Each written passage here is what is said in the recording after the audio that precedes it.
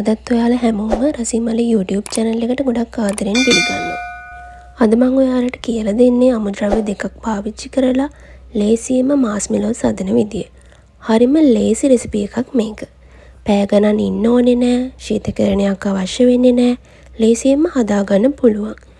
පියවරෙන් පියවර හරියටම මාස්මෙලෝස් හදන විදිය මම අද කියලා දෙනවා. එහෙනම් අපි බලමු මාස්මෙලෝස් හදන්න මොනවද ඕන කරන්නේ කියලා. මුලින්ම අපිට ඕනි සීනි. මම මෙතන සීනි ග්‍රෑම් 250ක් අරගෙන තියෙනවා. ඊළඟට ජෙලටින් වලින් ග්‍රෑම් 30ක් ඕනේ.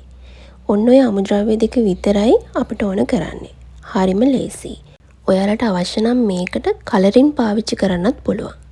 අපි දැන් බලමු කොහොමද හදන්නේ කියලා. ඔන්න දැන් අපි මුලින්ම අපේ ජෙලටින් ග්‍රෑම් 30ට මද රස්නේ වතුර මිලිලීටර් 100ක් එකතු කරගමු. ඊට පස්සේ මේ වගේ ජෙලටින් ටික හොඳින් කවලම් කරගන්න ඕනේ. ටිකක් දිය කරලා ජෙලටින් ටික පැත්තකින් තියාගමු. ඊට පස්සේ භාජනයක් ලිපේ තියලා සීනි ග්‍රෑම් 250 එකතු කරගමු. ඊළඟට වතුර වලින් මිලිලීටර් 150ක් එකතු කරගන්න. ඔයාලා මේ ප්‍රමාණයන් හරියටම ගන්න. දැන් මේ සීනි ටික ලිපේ ගින්දර අඩු කරලා නූල් ඇදෙන පදමට රත් කරගන්න ඕනේ. ඔන්න මේ දැන් හරියටම විනාඩි 6ක් වගේ යද්දි ඔයාලට පේනවා ඇති සීනි එකේ හොඳට බුබුලු දාගෙන එනවා. දැන් අපි බලන්න ඕනේ මිශ්‍රණය නූල් ඇදෙන පදමට තියෙනවද කියලා. මෙන්න මේ වෙලාවේදී අපි දිය කරගත්ත ජෙලටින් ටික දාගමු. හොඳට මතක තියාගන්න ජෙලටින් ටික දාගත්තට පස්සේ ලිපේ ගින්දර හොඳටම අඩු කරගන්න. ජෙලටින් ටිකක් දාලා විනාඩි 5ක් මේ වගේ හොඳින් රත් කරගත්තට පස්සේ අපි ලිප වහන්න ඕනේ.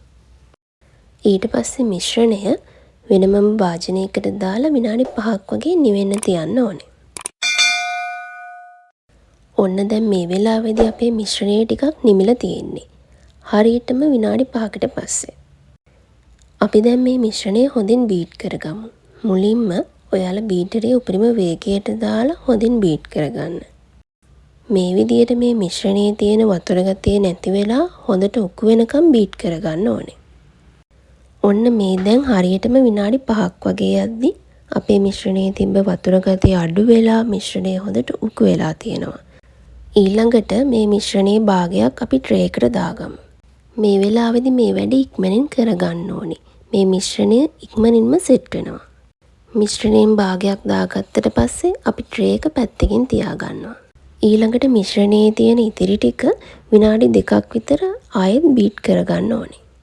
ඔයාලා මාස්මෙලෝස් එකට කලරින් එකතු කරන්නේ නැත්නම් ඔයාලට පුළුවන් එකපාරෙම මිශ්‍රණය ට්‍රේ එකට දාගන්න. දැන් මම වර්ණ දෙකකට හදන නිසා තමයි කලරින් එකක් එකතු කරේ. දැන් මේ ටිකත් විනාඩි 2ක් වගේ බීට් කරාට පස්සේ අපි ඉක්මනින්ම ට්‍රේ එකට දාගමු.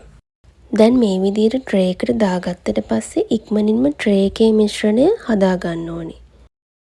දැන් මාස්මෙලෝස් එක සෙට් වෙන්න පැයක් වගේ පැත්තකින් වහලා තියාගමු. ඔන්න මේ දැන් හරියටම පැයකට පස්සේ දැන් හොඳින් සෙට් වෙලා තියෙනවා. මේ මාස්මෙලෝස් එක කෑලි වලට කපා ගන්න අපිට කෝන් පිටි ඕන කරනවා. ඔයාලා ළඟ කෝන් පිටි නැත්නම් ඔයාලට පුළුවන් අයිසින් සීනි ටිකක් ගන්න. අයිසින් සීනි නැත්නම් ගෙදර සීනි මේස හැඳි 3ක් වගේ අරගෙන හොඳට බ්ලෙන්ඩ් කරලා 4 පාරක් විතර හරලා පවුඩර් එකක් වගේ හදාගන්න. දැන් කෑලි වලට කපා ගමු. මාස්මෙලෝස් කෑලි කපන හැම වෙලාවෙම කෝන් පිටි දාගන්න ඕනේ. ඔයාලා කැමති ප්‍රමාණ වලට කෑලි කපා ගන්න. දැන් මේ විදිහට කපපු හැම කෑල්ලකටම කෝන් පිටි ගා ගන්න. මෙන්න මේ වගේ. දැන් මේ විදිහට පිටි ගාගත්තට පස්සේ අපි මේ මාස්මෙලෝස් ටික විනාඩි 2ක් වගේ තියාගමු. මේ දැන් හරියටම විනාඩි 2කට පස්සේ අපි දැන් මේ මාස්මෙලෝස් වල වැඩි පිටි ටික පිහදගමු. වැඩි පිටි ටික පිහදලා මේ වගේ පැත්තකින් තියාගන්න. මේ බලන්නකෝ කඩේ ඒව වගේම තියෙනවා.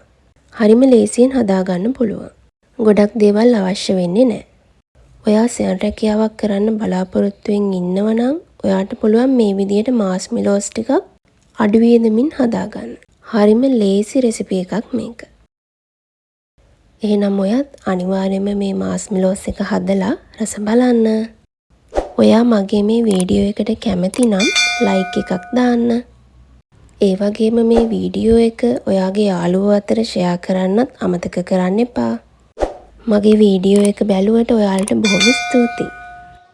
තවත් අලුත් වීඩියෝ එකකින් ආයෙත් හම්බ වෙමු.